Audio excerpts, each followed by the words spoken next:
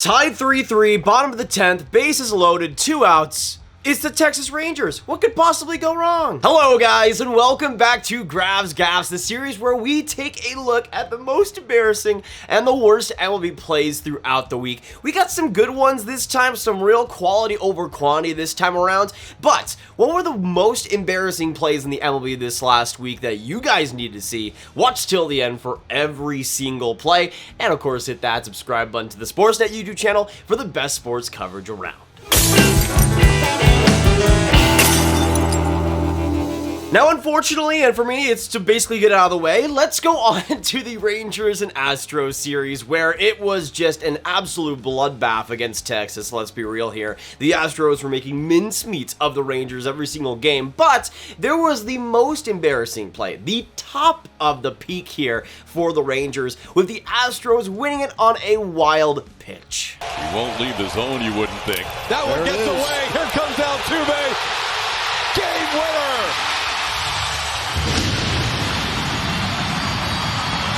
The intentional walk moved Altuve 90 feet closer, and he scores on a wild pitch. Now, we've seen some embarrassing losses for the Rangers this year, but if you could pinpoint one moment that epitomizes the entire franchise, it is that play right there.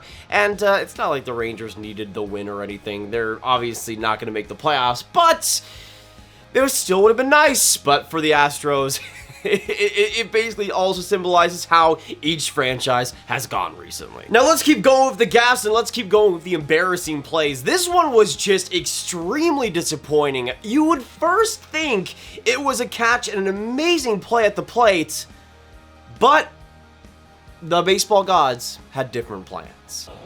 Alec Bohm, fly ball left field, playable for Anderson. A little head of steam and a strong arm. Here it comes from left. It's on the mark. Got him! What a throw, B.A.!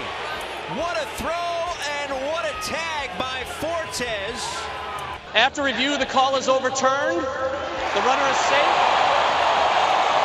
It's a violation of the home plate collision rule.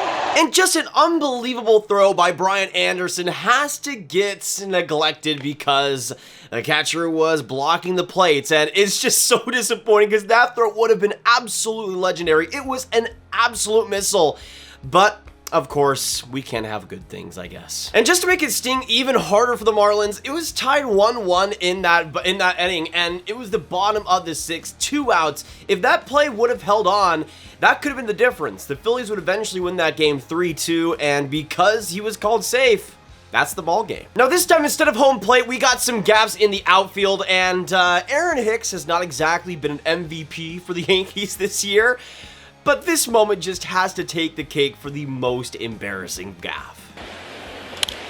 Skied the other way. On the run is Hicks into the corner. It's a fair ball. Hicks doesn't know it's a fair ball, and that allows the second runner to score. So a 2-run double for Franco, and it's 3-0. Seriously, I expect this out of maybe a Little League player, but the fact that he had it, bounced off his glove and everything, and he was just sitting there in disappointment for like 2 seconds before realizing, oh yeah, I have to play this ball actually. And of course, 2 runs scored because of it. Just an absolutely beautiful moment, and considering again how the Yankees season has gone recently, it's a pretty funny moment, I can't lie. Now, if you wanted more gaffes in the outfield, well, the Giants have you covered. In Wrigley Field versus the Cubs, there was an absolutely horrible moment that both in the outfield and the infield produced some amazing gaffes, with Rivas getting an absolutely legendary Little League homer, but the way it plays out every single time gets me so bad. Football game. Rivas drills that one right field. That'll touch down, and Rivas heading for second. A misplay in right. Now Rivas on his way to third. And Fonzie's in as the ball kicks away into the dugout. He's going to score. How about it? A Little League homer right there. You, of course, have the gap in the outfield where it just takes way longer than it should, then the throw to third, and then they aren't able to scoop it up, and then it goes straight in the dugout for a Little League homer. Just perfect. Just perfect. And the fact that it was a bottom of the second too, and already shenanigans like that are happening, it's just beautiful. Now the trend of outfield gaffes continue, and next up we have the same exact series. The same exact series and the same exact game, actually. With it being 4-2 in favor of San Francisco, there were some difficulties for Chicago in the outfield, to say the least. Bart hits a high fly ball, center field. Morel can't find it. And Joey Bart is going to hustle into second, and he'll end up with a double. Now, it's one thing to miss the ball while you're shielding the sun with your glove or something and miss it by a couple inches, but Christopher Morel wasn't even close to that. By the time it hit the ground, it was like 15 feet away from him. Obviously hyperbole, but, you know, pretty much that way.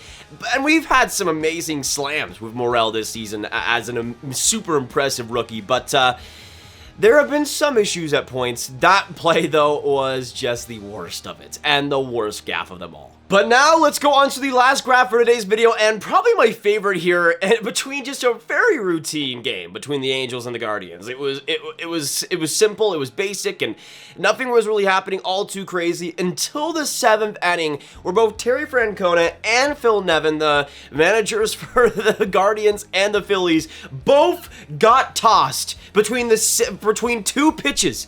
Between two pitches, both of them were tossed, and the craziness from all of it, you just have to see. 2 outs and a runner in scoring position. Things got to go your way, but he's been consistent. Did this ball hit him? Is he asking for a review, or does he have to make a challenge? I think he did, but they're not allowing it.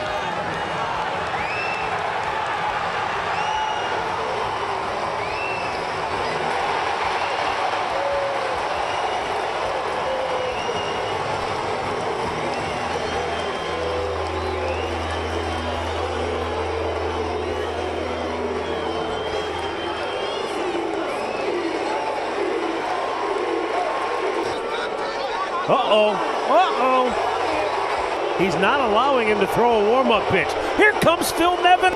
Oh, he's thrown him out of the game. Have you ever seen both managers get thrown out without a pitch being thrown? No, that's crazy. Seriously though, how many times have you seen two managers getting thrown out between two pitches? I've never seen something like this, but both times it was just out of nowhere. And that it's so funny because usually you'd think that managers will get thrown out because, oh, they're arguing a borderline strike or something, and obviously sometimes it happens, but it's just super funny to see times where especially in Francona's case, where he's thrown out after arguing a player got hit by the pitch. Something so basic as that.